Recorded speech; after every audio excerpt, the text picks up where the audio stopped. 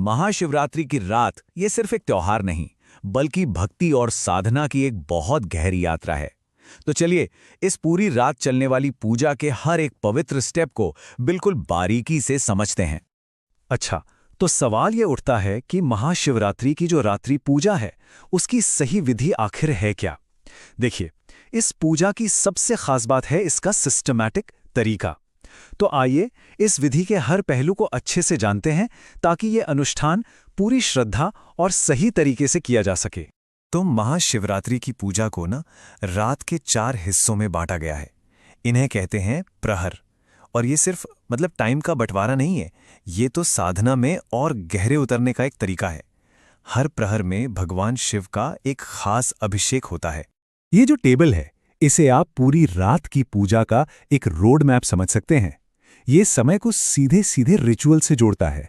देखिए, कितना इंटरेस्टिंग है कि अभिषेक की सामग्री कैसे बदल रही है। पहले प्रहर में दूध, फिर दही, उसके बाद घी और आखिर में शहद। हर एक चीज का अपना एक सिंबॉलिक मीनिंग है, एक गहरा अर्थ है।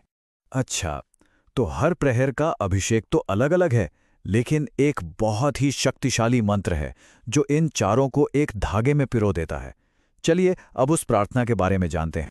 ये वो मंत्र है, तब तत्त्वम न जानामि कीदृशोऽसि महेश्वर यादृशोऽसि महादेव तादृशाय नमो नमः।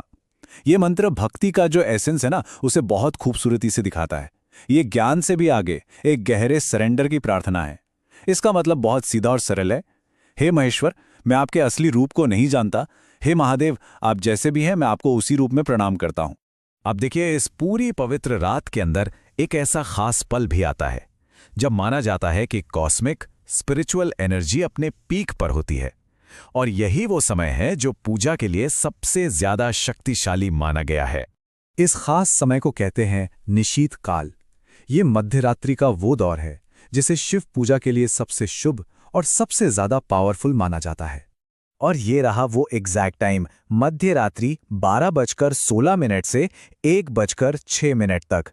ऐसा माना जाता है कि इस दौरान जो पूजा या प्रार्थना की जाती है वो सबसे ज्यादा फल देती है, और यही वजह है कि भक्त इस समय जागते हैं और खास पूजा अर्चना करते हैं।